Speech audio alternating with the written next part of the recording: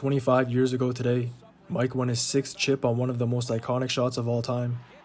For the Jazz, the majority of their offense was funneled through Karl, just using a variation of a 2-4 action to get him on the left block, either off a cross or back screen involving Mike and just playing out of that. I lost count of the amount of times the team ran that same play, but this is important to note for later in the game. If it wasn't that, it was him setting a back screen for the guards, then catching the rock at the pinch. He was either getting a bucket, getting to the line, or finding the others.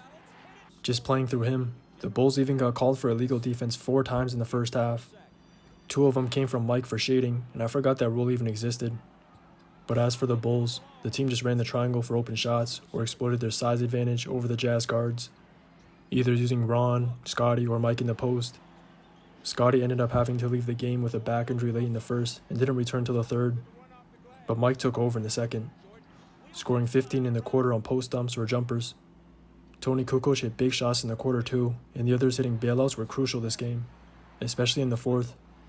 Dennis Rodman, Toni Kukoc, and Ron Harper all hit a big bailout shot each, and the team needed them too.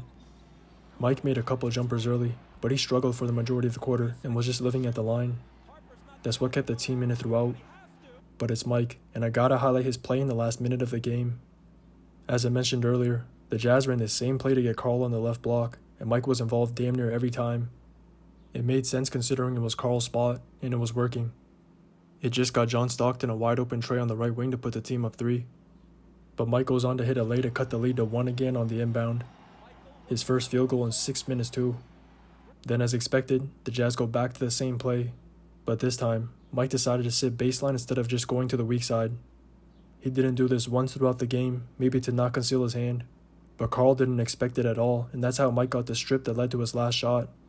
Just a high IQ play for a sequence to end a legendary run with the Bulls. 17 seconds from Game 7 or from championship number 6. Jordan, open, Chicago with the lead!